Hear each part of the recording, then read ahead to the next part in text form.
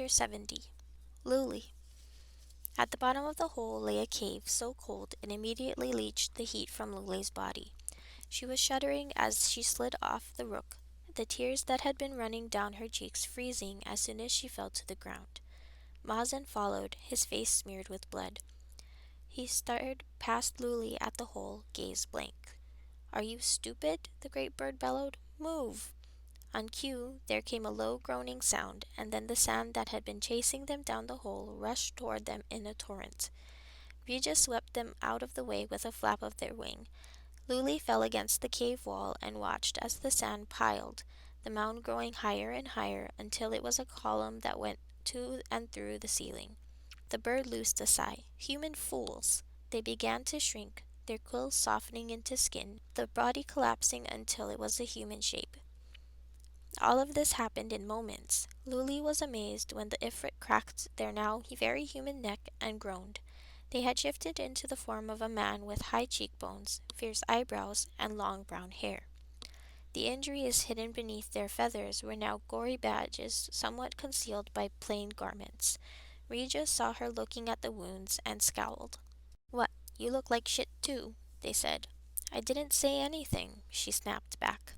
But the fight had left her body when she thought about Kadir fighting a horde of jinn. "Are you coming, humans?" Rija had walked on ahead and paused only to glance back at them. A blue flame slithered between their fingers like a snake. The jinn raised a brow. "I was commanded by my king to watch over you, but I do not intend to baby you." Luli was preparing another retort when the weight of Rija's words sank in. "What do you mean, king?" The word was a whisper on her lips. "You're all jinn kings. You're all Ifrit." Rija looked at her like she was stupid. "What, did he not tell you?" Secrets, secrets, so many secrets. She had thought Kadir had revealed everything to her when he confessed that he was an Ifrit. But now she remembered the tale he told about the 7 jinn kings. He had fooled her into thinking there were 7 Ifrit with an 8th king to rule them. But the human story had always been about 7 jinn. Luli did not realize her knees were wobbling until Mazen came to stand beside her. He set a hand on her shoulder to balance her. He called himself the Inferno, he said. A fitting name for a king whose magic is as old as the flame of creation, no? Stupid. She bit back a self-mocking laugh. Of course he would never say anything. Kadir had told her before that he ran from his problems, that he had been fearful of her reaction to his confession of being an Ifrit.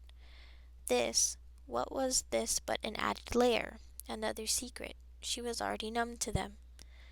Luli stared blankly after Rija. Slowly, Mazen grabbed her hand.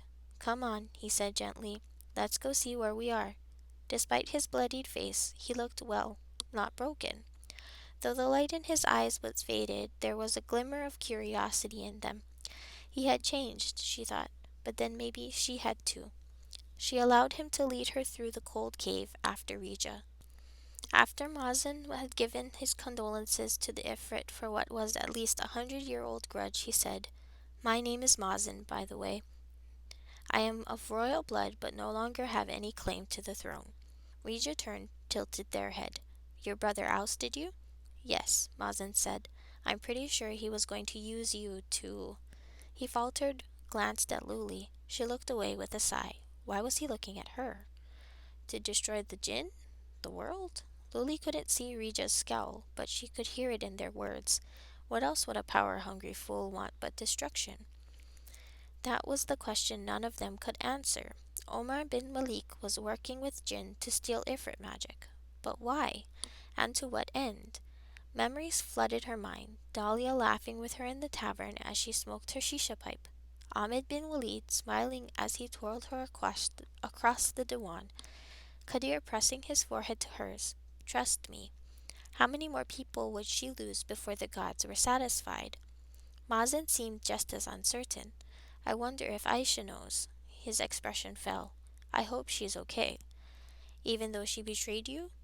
Mazen nodded. He said nothing after that, only squeezed her hand as they neared the entrance. Luli felt the change before she saw it. The air grew warmer, and a soft wind began to push at her robes. Then sunlight. Rija paused at the cave entrance.